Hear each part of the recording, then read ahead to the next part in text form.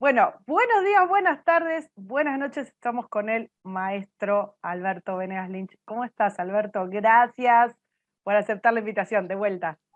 Bueno, eso de maestro me inhibice un poco, te Y digo. bueno, así soy.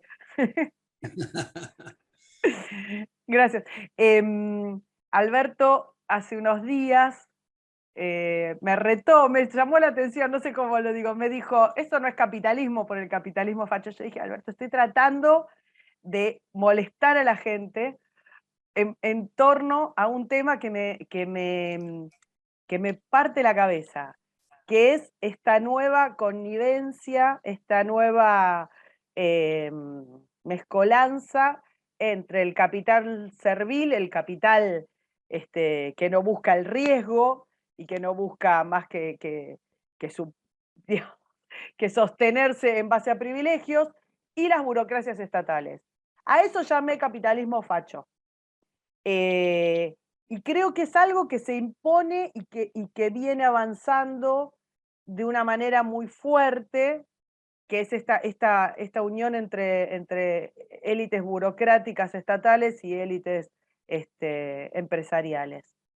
Entonces se me ocurrió y dije, bueno, nada, voy a largar con todo. Empecemos a separar lo que es la globalización, ese sueño del intercambio libre de personas, bienes y servicios, de lo que es el globalismo, de todas estas nuevas cosas que estamos viendo y que resultan tan confusas. ¿Te parece? ¿Largamos por ahí? Me parece muy bien, pero primero quiero aclarar que nunca te retaría, Karina, porque me parece que Bueno, sos una genia, así que no, es simplemente un intercambio de opiniones. Yo creo que no ayuda, más bien tiende a confundir y a producir cortocircuitos si uno le pone adjetivos al capitalismo que se distancian del mismo capitalismo. Por eso yo te decía que es más o menos lo mismo que hablar del liberalismo estatista, claro. eh, o para el caso el círculo cuadrado, o el calor Bueno, frío, hay o liberales la... de izquierda, ¿eh? Ojo, hay gente que se dice liberal de izquierda. Bueno, sí, ahora vamos al liberalismo izquierda, pero eh, el punto que yo creo importante es señalar. A mí me gusta personalmente, es un problema de gustos, más la palabra liberal que capitalismo. Capitalismo me suena a metálico, me suena a limitado a cuestión crematística, aunque hay autores como Michael Novak que sostienen que capitalismo deriva de caput, o sea, de mente, de creatividad, que es distinto. Bueno, en fin, es un rebusque que tiene Michael Novak. Pero si hablamos de capitalismo como sinónimo de liberalismo, estamos hablando para usar la definición que fabriqué hace bastante tiempo, el respeto irrestricto a los proyectos de vida de otros. O sea, cada uno puede hacer lo que le da la gana con su vida, excepto lesionar derechos. Entonces, cuando se pone capitalismo de amigos, como titulé una vez un artículo en La Nación, el capitalismo de amigos es el anticapitalismo o es lo contrario del capitalismo. ¿Por qué? Porque es cierto, como vos decís, Karina, que estamos rodeados por mequetrefes, por megalómanos que actúan como si fueran empresarios, con la pantalla del empresario, pero están aliados en esta cópula hedionda con el poder político, lo cual implica una explotación miserable de sus congéneres. Con la pantalla de empresarios son varones feudales, son cazadores de privilegios, son explotadores. Esto no es una cosa nueva que estemos diciendo, esto viene de Adam Smith. Adam Smith sostenía, Karina, que el empresario es un benefactor de la humanidad. No benefactor porque haga beneficencia, apunta a mejorar su patrimonio, pero en la sociedad abierta, en la sociedad sobre todo que la escuela escocesa primero desarrolló y exploró y cultivó y analizó, es que cada uno persiguiendo su interés personal, el empresario, para mejorar su patrimonio, no tiene más remedio que mejorar la condición social de su prójimo, vendiendo medias, vendiendo libros, vendiendo corbatas, anteojos, equipos electrónicos o libros o lo que fuera. Y eso se diferencia radicalmente, decía Adam Smith, de aquellos que explotan a sus congéneres atándose al poder. Por eso, Adam Smith los llevaba a un extremo y decía que no deberían de existir las cámaras empresarias, porque decía literalmente, van a estar conspirando contra el público. Entonces nosotros decimos, cuando observamos que un empresario entra a la casa de gobierno, se prende, se enciende una luz colorada, porque hay un peligro, porque no tiene nada que hacer. En realidad, ¿cuál es la característica del empresario exitoso? Que tiene un olfato muy especial para detectar que los costos están subvaluados en términos de los precios finales y saca partida de lo que conjetura es un arbitraje. Puede equivocarse, en cuyo caso incurre en quebrantos, puede acertar, en cuyo caso obtiene una ganancia. Entonces, cuando hablamos otra vez de capitalismo, me parece que es una palabra, las palabras son para entendernos, principalmente para pensar y para transmitir nuestros pensamientos, limitarla a esto, cuando decimos el bochorno que vivimos de pseudoempresarios, decimos ahí hay un peligro. Ahora, Herbert Spencer primero y después Alberdi, citándolo a Spencer, decía, ¿por qué en las plazas de los distintos países están los militares blandiendo sables y los políticos que son los que ponen palos en la rueda? ¿Por qué no hacer en cada esquina una estatua a un empresario? Al fin y al cabo, los medicamentos, los alimentos, la comunicación, los transportes, en fin, todo se lo debemos a ellos. Pero es muy importante, otra vez volviendo a Adam Smith, subrayar que el comerciante o el empresario es aquel que en mercados abiertos y competitivos depende y necesita servir a su prójimo. Por eso cuando entramos a una farmacia o entramos a una panadería, observamos, a lo mejor estupefactos, que los dos se agradecen. Gracias, gracias a usted, contesta el otro, porque los dos se han beneficiado. Sin embargo, con este escudo de, no me gusta hacer cosas ad hominem, pero lo voy a referir en este caso al exministro de Economía argentino, Aldo Ferrer, vivir con lo nuestro, es una de las sandeces mayores, porque es lo mismo que vos, Karina, decís, como yo lo quiero mucho a mi marido, lo quiero mucho a mis hijos, los voy a proteger y voy a hacer mis propios cuadernos, mis propios lápices, mis propios trajes, vas a andar pésimamente vestida, las lapiceras no van a tener tinta, los cuadernos van a ser un asco y vas a bajar tu nivel de vida abruptamente, porque a veces nos ponemos grandilocuentes cuando hablamos del comercio internacional. Es lo mismo que el comercio con el vecino de la otra cuadra o de la otra provincia. No necesitamos ir a otros países para darnos cuenta que como decía Bastiat, que los comercios acercan a la gente, hacen la cooperación social. Allí donde hay comercio, decía Bastiat, no hay balas. Ahora, el último punto que señalaste es aquellos que se denominan o autodenominan, bautizan a sí mismos como liberales de izquierda. A mi juicio, si hacemos un zoom, ya que estamos en Zoom ahora, si nos acercamos a esas personas, observamos en general que son gente que viene de posiciones extremas marxistas y que está haciendo un proceso evolutivo, se está acercando a la libertad, pero es una píldora demasiado grande para ingerirla, y entonces ponen esto de liberalismo de izquierda, como diciendo, todavía no parí para el lado, digamos, del liberal, entonces uso esa palabra y digo liberal de izquierda. Ahora, cuando hablamos con esa gente, que me ha tocado hacerlo en distintas oportunidades, les indago, ¿qué quieren decir con eso? Bueno, queremos decir que las libertades civiles, la cuestión institucional, tiene que estar completamente protegida. Ahora, la cuestión económica es otro cantar. Ahí nos podemos meter. Entonces yo digo, ¿qué es la libertad civil y las libertades institucionales? Es el continente. ¿Y cuál es el contenido? el uso y la disposición de lo propio. Si el continente no sirve para proteger al contenido, no sirve para nada. Es una cosa que gira en el vacío. Cuando alguien te está diciendo las libertades civiles, no quiere decir nada, porque en la práctica el individuo que quiere ir a comprar un caramelo lo van a bloquear porque van a decir que ese no es el precio o que esa no es la actividad. Te quería preguntar otra cosa, pero una reflexión respecto de lo que decís. Hay una cosa con aquellos que dicen liberales de izquierda y demás.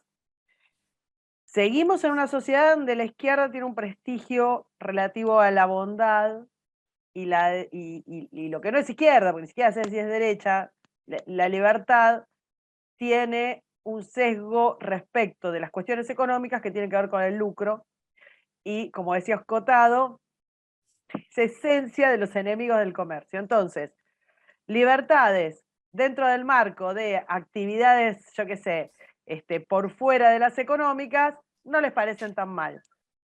Pero cuando estamos con cuestiones de lucro, ahí van para atrás y entonces vuelven a usar la izquierda como una especie de pantalla, de protección, de escudo. Te quiero consultar, yo citaba, y seguramente la conoces, a Marina Mazzucato, que es ideóloga de estas ideas de intervención de los estados y de los supraestados sobre las actividades económicas y sobre las cuestiones empresariales. No ya, y por eso vuelvo a esta idea de este capitalismo que de alguna manera lo tengo que denominar, que no son, no pide expropiaciones. Lo que piden es que el Estado determine misiones, y esto funciona, pero es la consultora de la OCDE, es consultora del Papa Francisco, es consultora de Naciones Unidas, es consultora de CEPAL, es consultora de CELAC, que los estados determinen misiones y que esas misiones sean las que rijan la orientación de los procesos de innovación y desarrollo. Yo sé que vas a ver la paradoja muy rápidamente en todo esto, pero una de sus tesis, digamos, por la que yo citaba y se hizo muy famosa, tiene que ver con que ella decía que fue la orientación de las decisiones del Estado la que produjo la cadena de conocimientos que llevó a la concreción del iPhone, por ejemplo. Y que no fue el desarrollo y la innovación del privado, sino la concatenación de conocimientos logrados mediante instituciones estatales. Esto fue largamente después denostado, un informe largo que publicó el Instituto Juan de Mariana, pero no, digamos, que se pueda contestar a esto en un informe cerrado de grupo de círculo rojo o de lecturas liberales no significa que esta idea de intervención de los estados o de las organizaciones multilaterales haciendo ingeniería social para después organizar lo que ellos llaman hacia dónde debería ir la innovación y el desarrollo de los privados, sea algo que haya permeado. Y no solo ha permeado, sino que es lo que rige, por ejemplo, reuniones como la de Davos o como con las recomendaciones de Naciones Unidas y demás. Sobre esto te pido una reflexión, porque esto es algo que viene creciendo cada vez más. La intervención de estas misiones o de estas conceptualizaciones vienen creciendo cada vez más. Bueno, me parece muy jugoso lo que, lo que presentás, Karina. Yo anotaría 5 puntos en lo que vos dijiste. Primero, otra vez una cuestión terminológica, y si querés de gustos. A esta altura del partido, a mí personalmente no me atrae para nada las palabras derecha, izquierda. Me suena igual que arriba, abajo, atrás y adelante.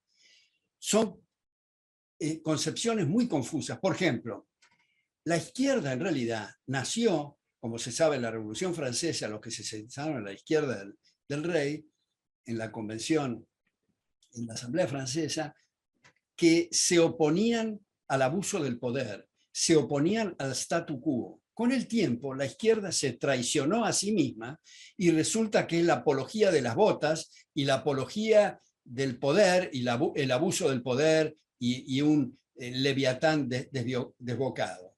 La derecha, por otra parte, tiene un pesado tufillo fascista,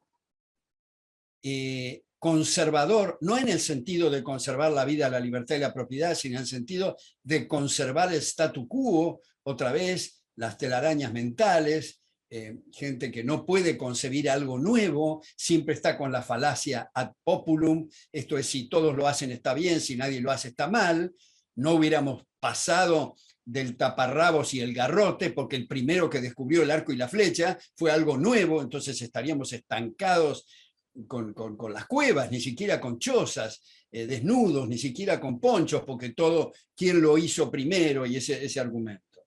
Ahora, dentro de la cuestión terminológica, en este primer punto, vos decís, bueno, ¿cómo lo puedo llamar a esto que ocurre? Yo sugiero llamarlo estatismo hipócrita y no mencionar la palabra liberal ni la palabra capitalismo en esto. Y ver que desde el punto de vista liberal, el planeta Tierra está subdividido en naciones solo para fraccionar el poder.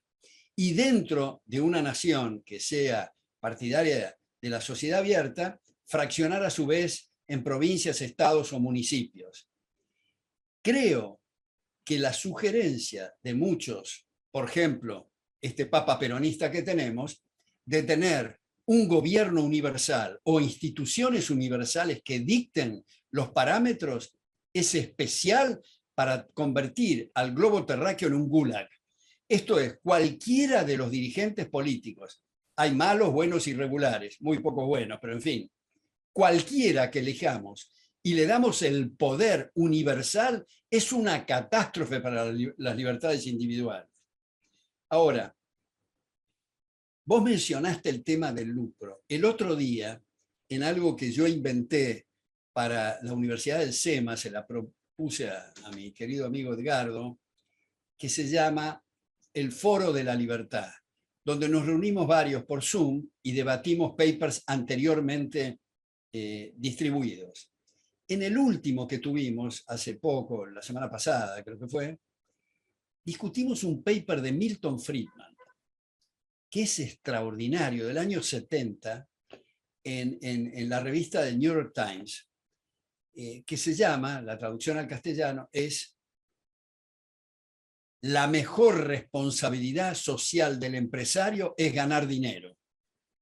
Eso se da de bruces con la concepción actual que tenemos. ¿Cómo ganar dinero? Si el propio empresario muchas veces tiene complejo de culpa.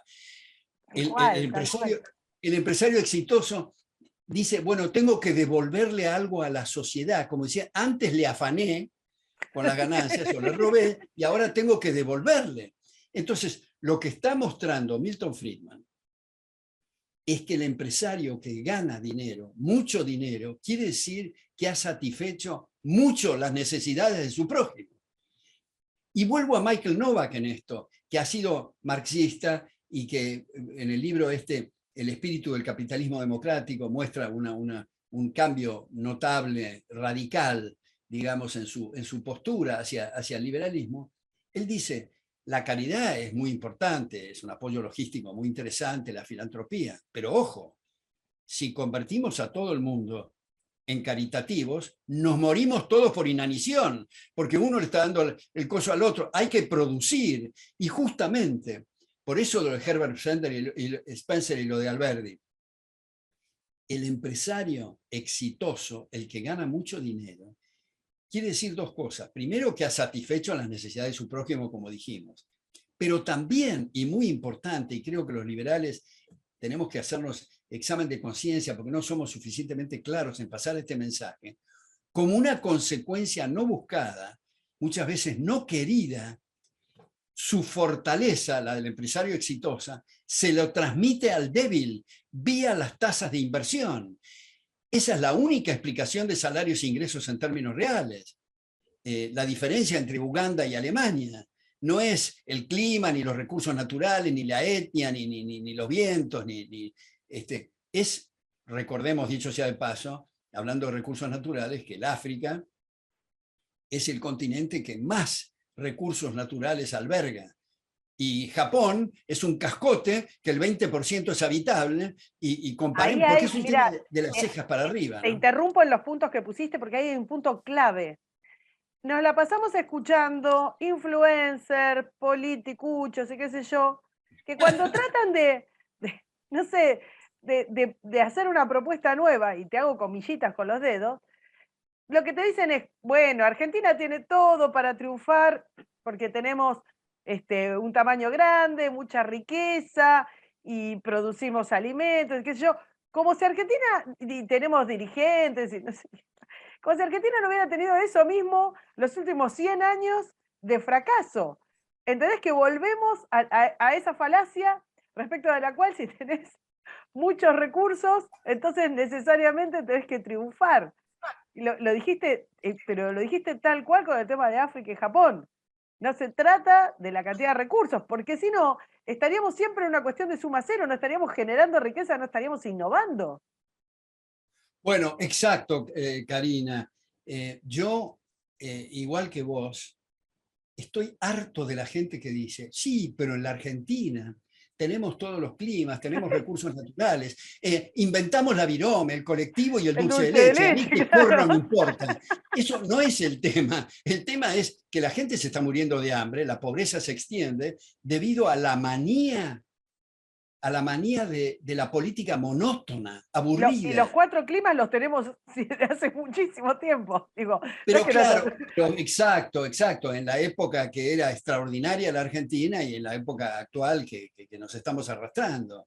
Entonces, el tema es que muchas veces en muchos países les hace mal los recursos naturales porque se la creen.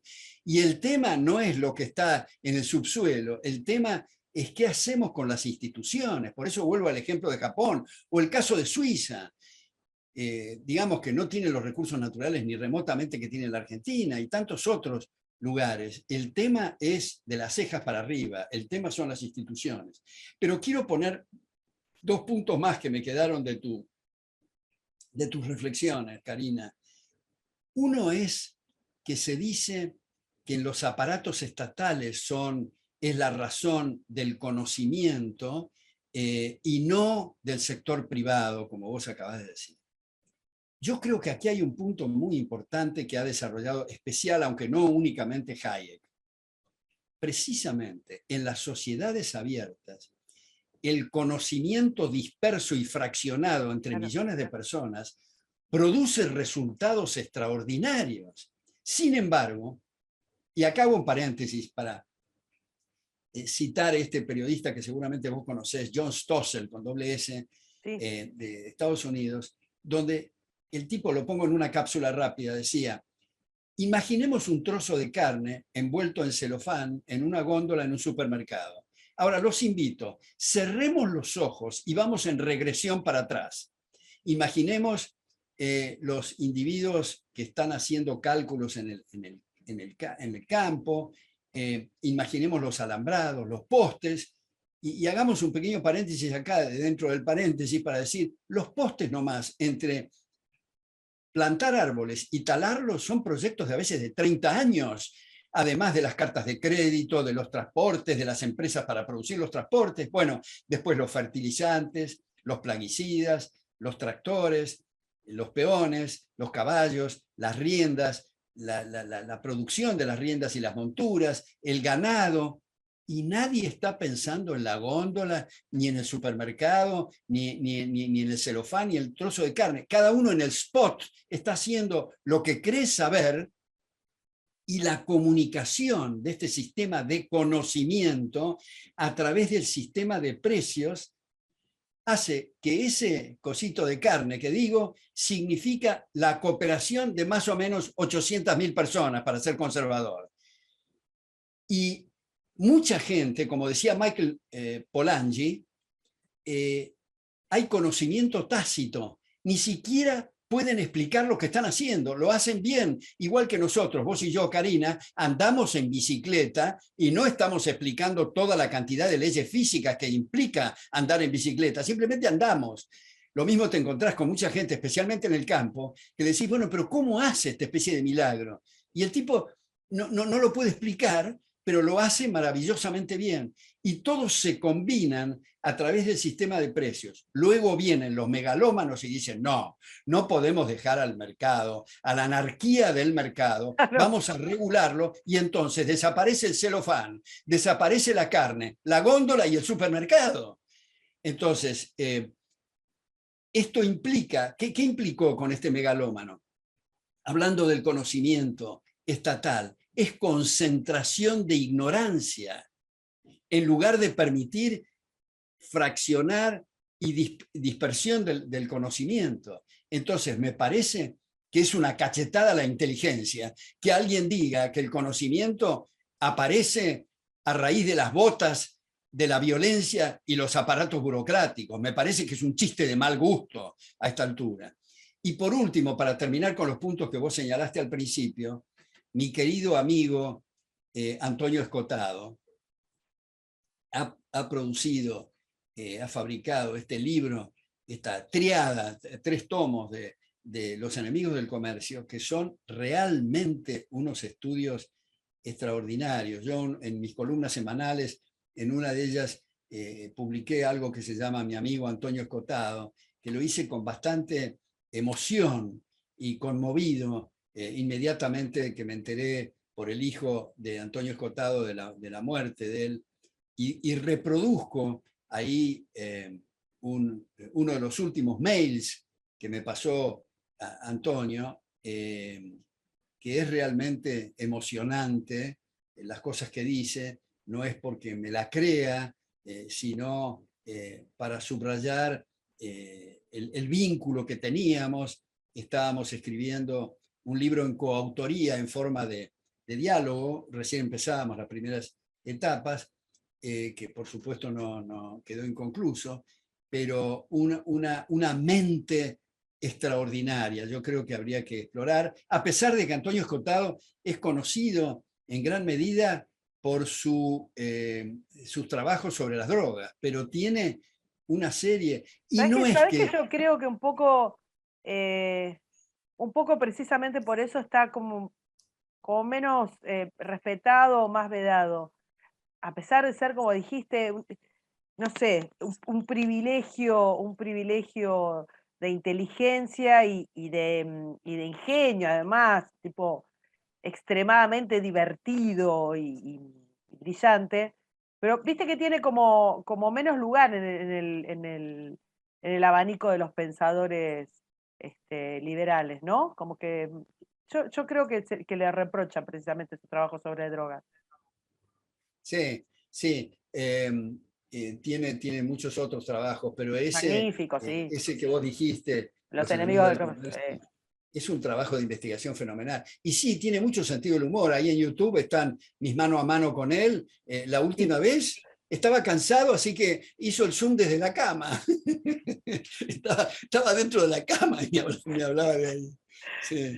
Em, te vuelvo al tema de la intervención. Vos lo explicás muy claramente. ¿Por qué te parece que esto que nos resulta tan obvio? Mazzucato habla, en lugar de, mira, va un poco más lejos del totalitarismo, porque dice que el Estado no tiene que venir a posteriori para corregir los defectos del mercado, según ella, haciendo lo que denominan la redistribución, que sería, digamos, una acción posterior, la acción, no sé, de implementar cupos o impuestos o lo que fuera para corregir lo que a ellos les parece que está mal, sino que el Estado se tiene que anticipar y hacer una predistribución, que es esto que te digo, que es misiones de orientación hacia dónde deben ir los capitales y la innovación. Esto que a vos te parece, digamos, que vos lo explicás con tanta sencillez y que te parece tan obvio, no es obvio, por ejemplo, para el grupo de iluminados que se juntan en Davos periódicamente y que hacen, no sé, una ingeniería social de largo alcance diciendo hacia dónde deberían ir los países, cómo deberían alimentarse, cómo deberían ser sus inversiones, dónde habría que ampliar la fiscalidad. ¿Por qué pensás que está creciendo tanto algo que cuando lo explicaste resulta tan obvio? ¿Por qué te parece que los políticos se suman tanto a esa gigantesca mega ingeniería social? Bueno, yo creo, Karina, en los puntos que vos señalaste, primero, la cuestión del mercado. La gente no sé qué se imagina del mercado, una especie de aparato, una cosa misteriosa. El mercado somos todos, son millones de arreglos contractuales. Cuando se dice no hay que prestarle atención al mercado, es lo mismo que decir no hay que prestarle atención a la gente. Respecto de la redistribución. O predistribución, que es peor. Porque entendés que Claro, eso dice, no redistribución, sino no ir a hacer imposiciones de tipo, yo qué sé, te insisto, cupos, subsidios y demás, sino que ella dice hay que ir antes y decirle al capital y decirle a la innovación hacia dónde tiene que ir. Lo cual es una locura bueno, pensando en lo que vos decías, las miles de encuentros en las decisiones personales que generan que se produzcan los distintos bienes. Y es claro. azaroso y fragmentado. Claro, claro, exacto, Karina. Y en ese sentido me parece muy útil, muy ilustrativo las reflexiones de Thomas Sowell. Thomas Sowell es Sí, claro. Senior Research Fellow de Hoover, ha publicado muchísimos libros y todo lo demás, pero él explica esto que vos estás diciendo de anticiparse. Lo interesante vos no me estás mandando un mensaje porque estoy sintiendo No, te mi escuché yo que computadora. está sonado el mensajito, pero no, mira. bueno, bueno, la cuestión es que dice Thomas Sowell, esto de anticiparse, esto de pronosticar qué es lo que hay que hacer y lo que vos decís de las reuniones de Davos y las cosas grandilocuentes y todo eso, es precisamente lo que no se puede hacer porque la gran ventaja de la libertad es que no sabemos lo que va a ocurrir. Si tuviéramos certeza de lo que va a ocurrir, no tendría sentido la libertad. Entonces, Thomas Sowell dice lo siguiente: hay muchos que hablan de la cuestión de la planificación y de pronosticar y todo esto desde el aparato estatal, desde la fuerza, y dicen, claro, el problema por ahora es que no tenemos computadoras con la suficiente memoria. Si tuviéramos computadoras con la suficiente memoria, que nos estamos acercando a eso, no habría problema porque podríamos organizar la producción. Y Sowell contesta, es irrelevante lo de la memoria. No se puede calcular lo que no existe antes de que la gente se exprese. Entonces, el tema, otra vez de la libertad, es que está mostrando preferencias y si pudiéramos otra vez saber el futuro y diseñarlo, otra vez, repito, no tendría sentido, la libertad. Ahora, en este contexto de la cuestión de la libertad, creo, Karina, que hay otro examen que deberíamos de hacernos, y creo que lo hemos conversado alguna vez con vos, y es que una vez entrando a la biblioteca de SEADE, cuando era rector, estaba la bibliotecaria con un libro, un socotroco de 1000 y pico de páginas, y me llamó mucho la atención el título del libro, y es El yo y su cerebro, de Karl Popper y John Eccles. John Eccles es premio Nobel en neurofisiología, Karl Popper es filósofo de la ciencia. Y el título refleja toda su tesis. Esto es, no somos kilos de carne y hueso, no somos kilos de protoplasma. Tenemos estados de conciencia, psique o mente. Y ese es el cimiento básico de la libertad. Porque si estuviéramos determinados por los nexos causales de la carne y los huesos, en todo lo que decimos y lo que hacemos, la libertad es una ficción y lo que estamos hablando es pura estupidez, porque no hay tal cosa como el libre albedrío. Eso me parece que muchos autores liberales que hacen trabajos muy sofisticados y de gran utilidad, o desconocen este punto o lo niegan. Y me parece que hacer un edificio, empezando por el techo, es un problema. Me parece que tenemos que empezar a trabajar en los cimientos.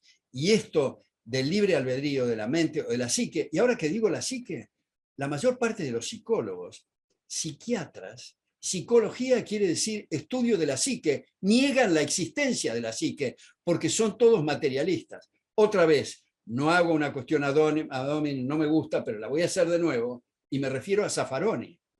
Zaffaroni es materialista filosófico o determinista físico, como diría Popper. O sea, tiene razón en su silogismo al decir no hay que castigar ni penar a los delincuentes porque no son responsables de sus actos. Está bien el silogismo, está mal la premisa, está partiendo del determinismo, está partiendo de la inexistencia del libre albedrío. Esta es otra de las cosas que los liberales tenemos que repasar cuando estamos hablando, ya que cuando hablamos de liberalismo no estamos hablando para nada solo de la economía, estamos hablando de la ética, de la moral, de la psicología, estamos hablando de la filosofía, de la epistemología, de la historia, del derecho. Es Y como eso es lo una... antiguo del liberalismo. Siempre, siempre se cuela en estas cuestiones el tema de la infantilización de la sociedad. Y esto que estás diciendo, el ingeniero social siempre considera que el individuo no tiene responsabilidad ni tiene derecho a decidir sobre su propia vida. Entonces, y de ahí viene esta fascinación por diseñarnos la vida y por marcarnos el camino. Y por necesitar conocer el futuro, que es lo que decías, no hay manera. No me importa, no quiero, no me diseñes la vida. Ahora te voy a poner en un brete. Hablando de diseñar la vida. Estamos llenos de proyectos para los próximos 50 años, se tiene que acabar la huella de no sé qué. Estamos hablando de burócratas que no pueden organizar, que no se avivaron, que iban a tener la mayor inflación de los últimos 30 años el año pasado, pero sí se sienten capaces de decir qué es lo que vamos a hacer dentro de 50. Y estamos llenos de esos planes. La más famosa y la que más se está tallando y sobre la que más se está trabajando es la famosa Agenda 2030. Un conjunto de misiones, propensiones, no sé, que están, digamos, que son de la mente iluminada de un grupo de gente diciéndole al resto, ya no de una sociedad que eventualmente los hubiera elegido, sino del mundo, cómo tienen que comportarse en función de lo que ellos consideran que tiene que ser el futuro del trabajo, el futuro de la ecología, el futuro de las relaciones interpersonales, el futuro de las relaciones con las religiones, el futuro de las relaciones con sus fronteras. La Agenda 2030 es como un enorme diseño a futuro de un grupo de burócratas ya para todo el mundo. Y los estados están haciendo exactamente, haciendo no, porque son ineficientes, en este caso te diría afortunadamente, pero tratando de seguir la Agenda 2030. Y esto lo ponen países que teóricamente son líderes en democracias liberales. Estados Unidos, los países de la Unión Europea, mientras que yo creo que por una cuestión de enfrentamiento geopolítico, los países que no tienen nada que ver con todo eso, no se suman a la famosa Agenda 2030. Acá voy a lo primero que decías vos, ya no tiene sentido hablar de izquierda y de derecha, porque no dicen nada, es, no sé, los enemigos de la libertad y nada más. Pero justamente te quiero llevar a la Agenda 2030. Bueno, yo dividiría en 3 capítulos lo que vos dijiste. Primero, esta cuestión para retomar lo que decíamos recién de las computadoras y la memoria. Esto es otra falla vinculado con lo que estábamos diciendo recién de Popper y de Eccles. La memoria es un atributo del ser humano. Nuestros abuelos o bisabuelos, para acordarse de algo, hacían un nudo en el pañuelo. Y solamente un imbécil diría qué memoria brutal tiene el pañuelo. Es lo mismo con la computadora. son impulsos eléctricos. Digamos, la memoria es un atributo del ser humano. O yo, que tengo un montón de archivos en mi galpón, nadie dice qué memoria tiene el galpón. Primer asunto. Segundo, lo que vos decís de la Agenda 2030, eso puede asimilarse claramente al título del libro de Hayek, el último, La fatal arrogancia. Sí, full, Como vos totalmente. decís, como vos decís, no pueden resolver un comunicado o una cosa de las próximas 24 horas y quieren proyectar, porque en esto se sienten, más, como nadie lo puede probar y además van a estar muertos para esa cosa, entonces vamos a hablar del año 5000 y les voy a dar detalles de cómo van a ser las cosas. Es una cosa de Woody Allen, diría. Te Porque, interrumpo. sí, Yellen o Georgieva diciendo, bueno, no sabíamos que la emisión iba a generar inflación, pero claro, renuncien, caraduras, ¿cómo? pero por supuesto, o el control de precios, que hace 4000 años que estamos con ese fracaso, y quiero volver a eso enseguida, pero hay un ejemplo que ponía mi querido profesor en Estados Unidos, Leonard Reed, que decía, ni siquiera sirven para mandar una carta a la vereda de enfrente, porque el correo es una catástrofe. Y él ponía la comparación del costo de mandar una carta literalmente a la vereda de enfrente o mandar 1 litro de petróleo a Europa. Y salía mucho más barato esto último. Si son tan incapaces. En realidad, cuando hablamos del monopolio de la fuerza, por lo menos en la teoría clásica, es para la seguridad y justicia, punto, que es habitualmente lo que no hacen. No hay ni seguridad ni justicia, pero en fin, concentrarse en eso. Y ya que hablamos, y antes de comenzar, fuera del aire, hablábamos de los trabajos que se están haciendo que objetan la existencia del monopolio de la fuerza. Acá viene otra cosa.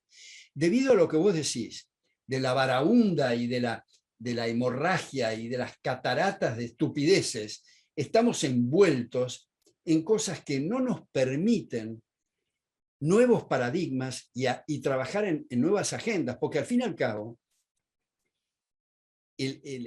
la faena liberal es en realidad una navegación, no es un puerto, no hay un destino, es un proceso. Yo acá creo que te decía la última vez que nos juntamos, tengo abajo de mi computadora un letrero enorme que es Nullius in verba, que es el moto, el lema de la Royal Society de Londres, que quiere decir no hay palabras finales. Entonces todo el tiempo estamos en la punta de la silla descubriendo, y hay en relación a la objeción del monopolio de la fuerza, trabajos sobre bienes públicos, externalidades, asimetría de la información, el teorema Kaldor-Hirsch, lo que ha presentado Nash, del llamado equilibrio Nash, y temas vinculados a esto, que lo podemos hacer muy circunstancialmente, con pequeños grupos de nuestros alumnos, porque estamos como inundados con estas cosas repetitivas y espantosamente tediosas y aburridas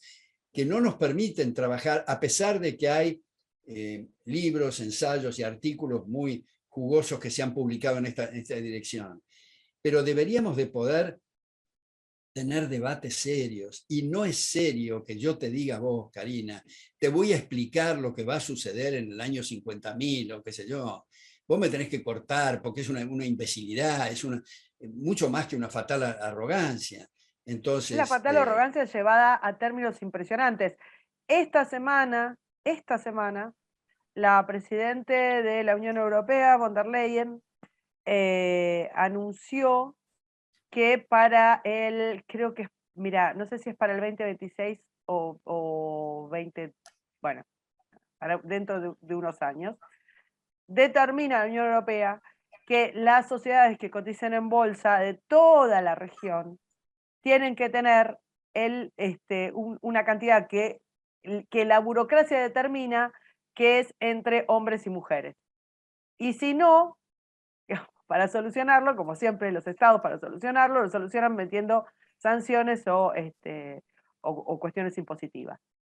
Pero vos entendés, y estamos hablando, por eso te digo, qué trastocado está todo, es la Unión Europea, es una burócrata alemana, y sin embargo está determinando todas las sociedades de una región completa, posiblemente la más desarrollada, la de mayor PBI, la que tuvo esta libertad de desarrollarse y por eso tiene esta prosperidad, diciéndole a quienes se vayan a asociar hoy, mañana y a futuro, y se les ocurra cotizar en bolsa, qué cantidad de mujeres y hombres tienen que tener en sus directorios. Y si no, van a ser castigados. Y ya no es el Estado, ya no te están poniendo un cupo en el Parlamento, ya no te están poniendo un cupo en una oficina, no sé, postal, no una oficina estatal, o sea, no, ya es meterse directamente en la propiedad privada. ¿Ves que lo que te digo? O sea, estamos hablando de algo que supera la fatal arrogancia. Bueno, acá anoté acá otros 3 puntos, 2 que acabas de agregar y uno que venía del punto anterior que vos mencionaste, la cuestión de pensar que países, dijiste, donde hay democracias liberales. Acá viene otro punto muy importante para nosotros trabajar.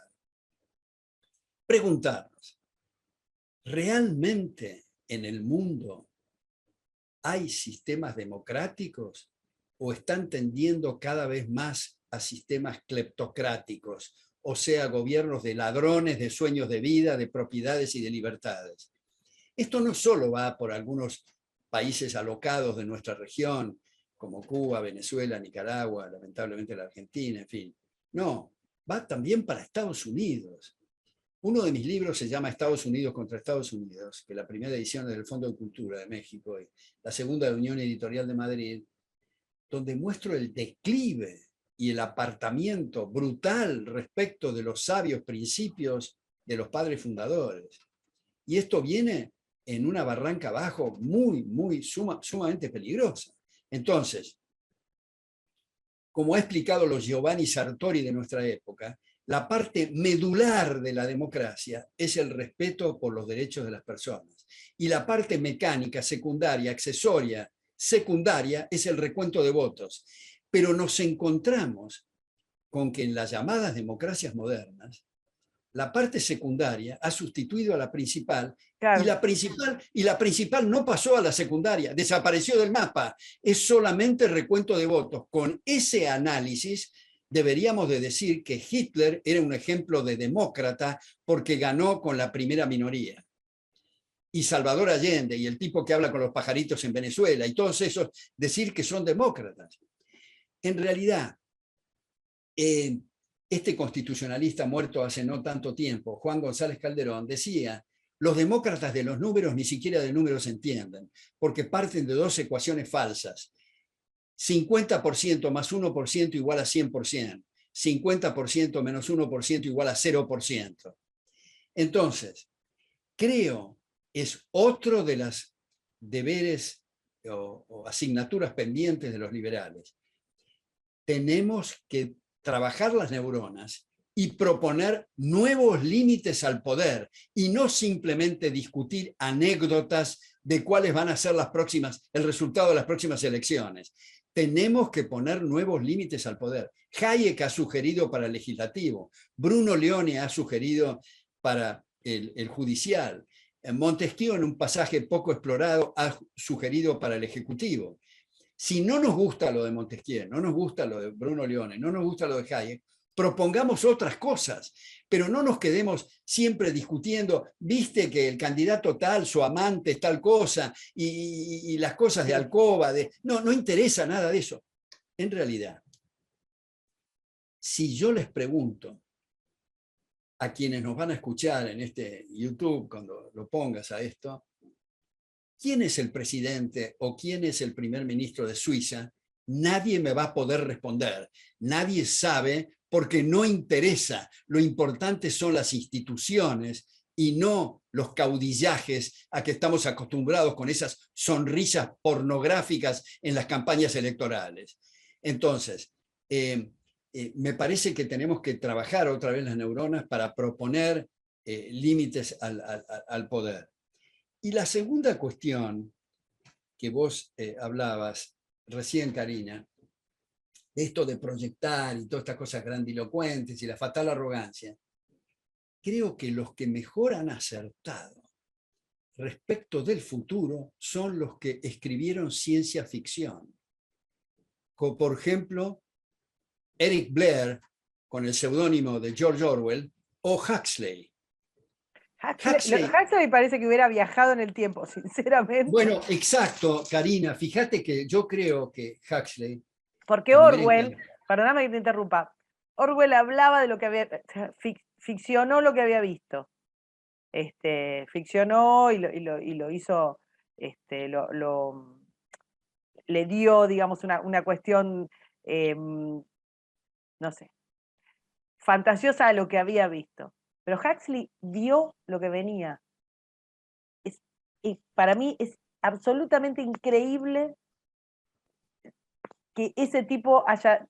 No se explica si no es un viaje en el futuro, es una mente privilegiada. Bueno, yo comparto con vos, Karina, y agregaría que lo que nos ha aterrorizado de Orwell es un poroto al lado de Huxley. Claro. Porque lo que decía Orwell es la prepotencia del gran hermano. Lo que dice Huxley es la idiotización de la gente que pide ser esclavizada. Entonces, hoy, por ejemplo, cosas que pueden aparecer pedestres o secundarias, pero a mi juicio son muy importantes, esta tendencia que se está anunciando a eliminar el efectivo y a digitalizar todas las operaciones es para controlar más a la gente, para que no tenga escapatoria, para no decir nada. Los energúmenos que proponen que a la gente hay que introducirla a un chip para hacerle, para que sea realmente un robot y un aparato esclavizado. Ahí Huxley, en Ends and Means, en Los medios y fines, uno de los libros, tiene una frase extraordinaria que, si me permitís, Karina, la voy a sacar acá de mi...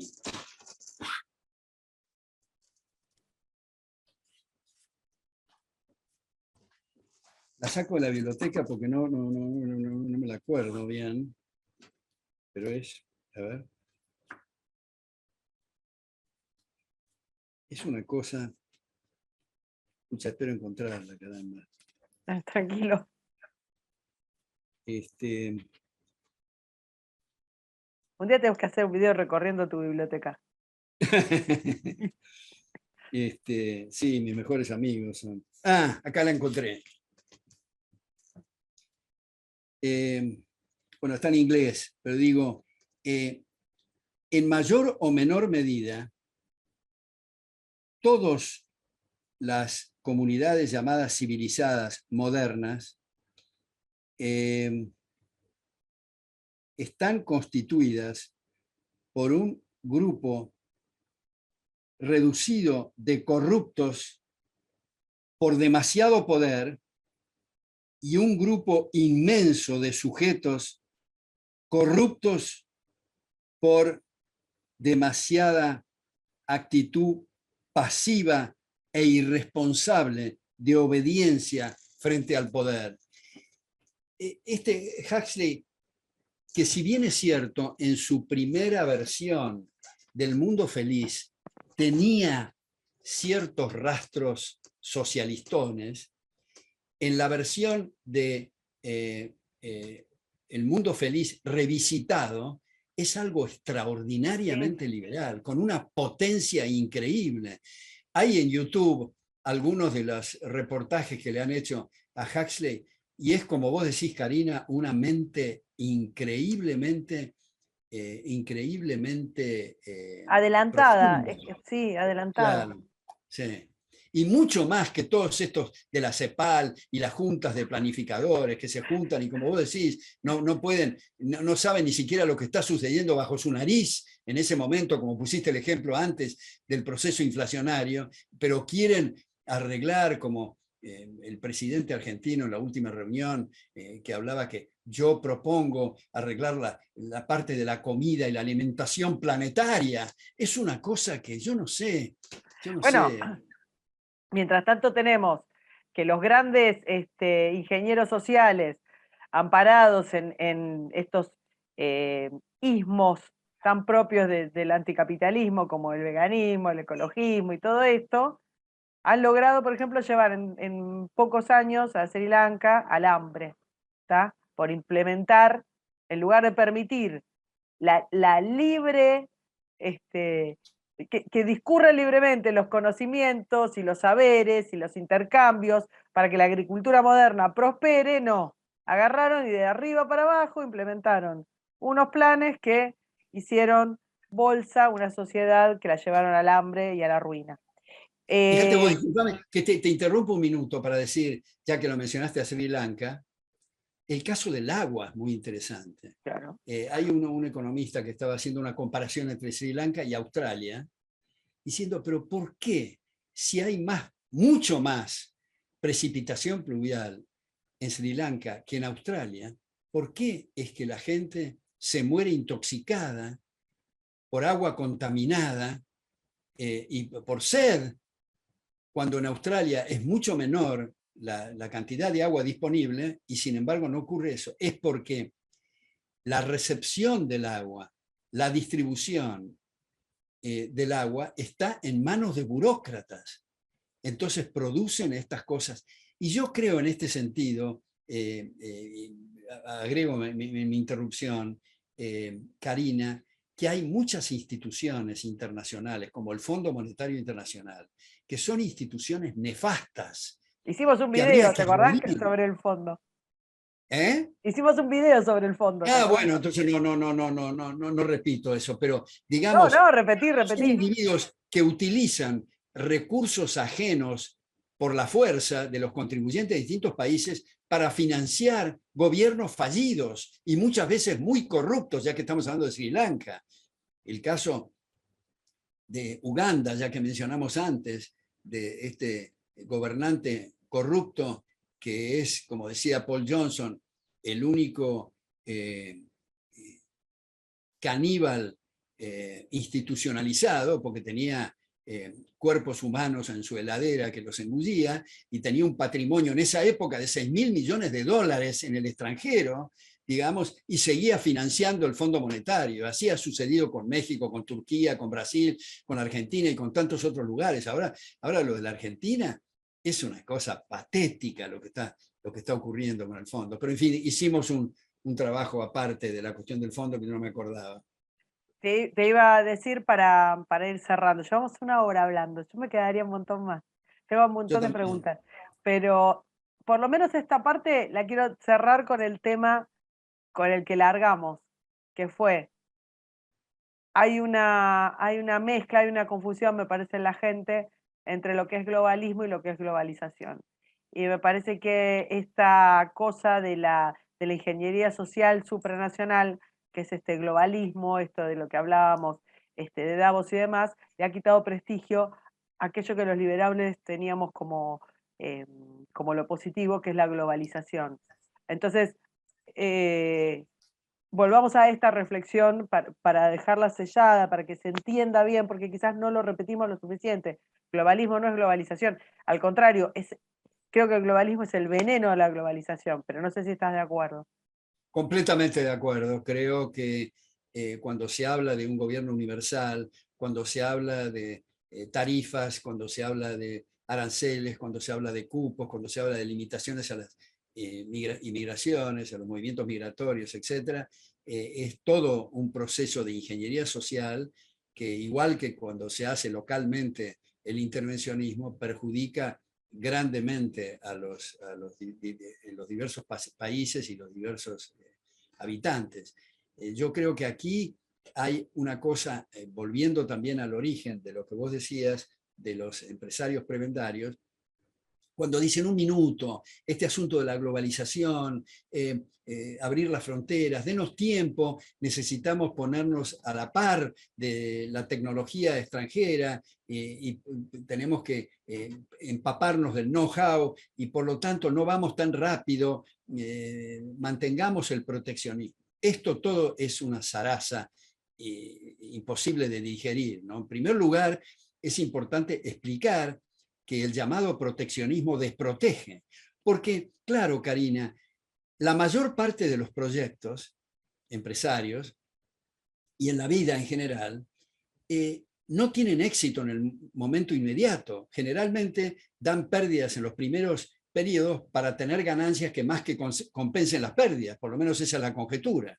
Ahora, la pregunta es, esas pérdidas iniciales que se están quejando esos empresarios deben ser financiados coactivamente, endosándole el costo al resto de los consumidores a través de los aranceles, o ellos tienen que absorberlo. Mi respuesta es, ellos tienen que absorberlo. Ahora viene la contraargumentación. Bueno, un minuto, no tenemos recursos para hacerlo. No tiene recursos, venda su proyecto a otros en el mercado internacional o local. Ahora, si nadie se lo compra, es porque su proyecto es un cuento chino, con perdón de los chinos, que generalmente es así, para mantener subyugados a la gente a través de... Entonces, seguramente nos vienen a la cabeza los nombres de empresarios argentinos que son característica de los lobistas y, digamos, y la cosa prebendaria. Se convierten en multimillonarios a costa especialmente de los más vulnerables Claro, y la gente que más necesita.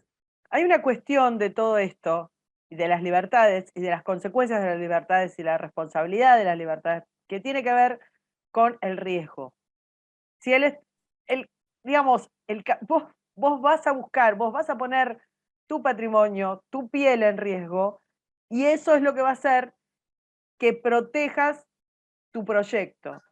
Ahora, si el riesgo no es tuyo, porque esto es lo que tenemos nosotros, si los créditos son subsidiados, si los empresarios son amigos del Estado, si el Estado apoya las subvenciones para que hagas un proyecto, si el riesgo no es tuyo, si sacás de la ecuación de la innovación y del desarrollo, si sacás de la ecuación capitalista el riesgo, ¿entendés? Entonces, ya está, no tiene más sentido nada. No tiene más sentido nada. Bueno, yo creo que lo que vos tocás, Karina, es un punto esencialísimo, porque esa es la explicación de la salvajada de las mal llamadas empresas estatales. La actividad empresaria, como vos acabás de decir, la característica medular es asumir riesgos con recursos propios, no manoteando el fruto del trabajo ajeno.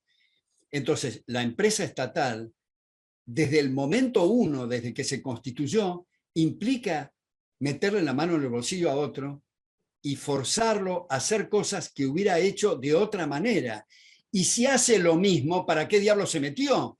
Ahorrándose honorarios. Entonces, eso me parece que es muy importante cuando estamos hablando de la prepotencia del aparato estatal en las distintas áreas. Decimos, hay un tema de incentivos.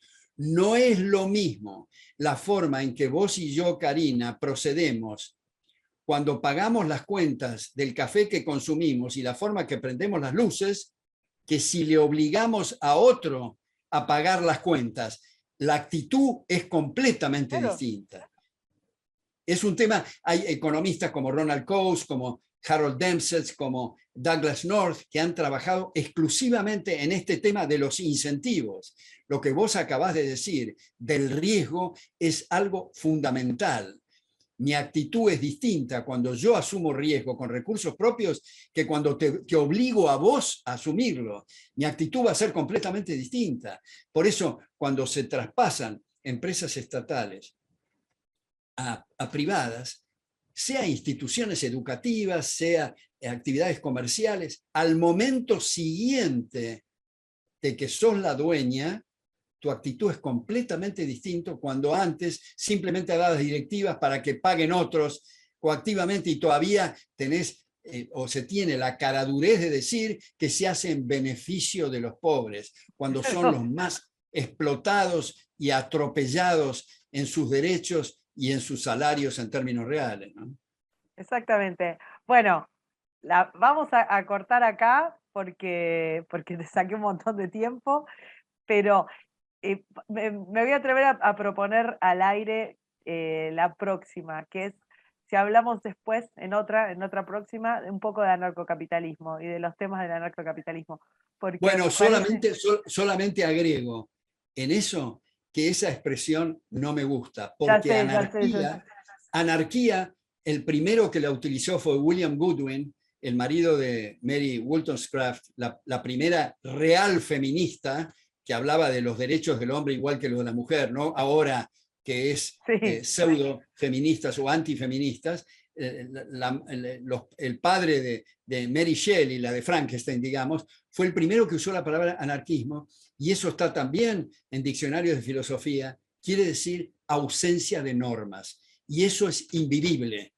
El tema, la gran pregunta es, ¿son más eficientes las normas que salen del monopolio de la fuerza o en un proceso de orden espontáneo? Por eso yo bauticé, como no había definición lexicográfica, hice una que se refiere al autogobierno, que ha sido citado por autores como Bruce Benson y todo después de un seminario que tuvimos en Corea del Sur, en Seúl, que yo sugerí esa expresión autogobierno en un libro que publiqué en el 93 por MC, que se llama Hacia el autogobierno, una crítica al poder político.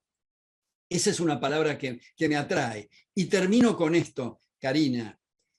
Ese mismo profesor que te cité antes, Reed, decía, soy un gran admirador de Estados Unidos, pero creo que nos equivocamos en un punto, o se equivocaron, y es utilizar la palabra gobierno, porque gobierno es para mandar y dirigir. Es lo mismo, decía él, que al guardián de una empresa se le llame gerente general.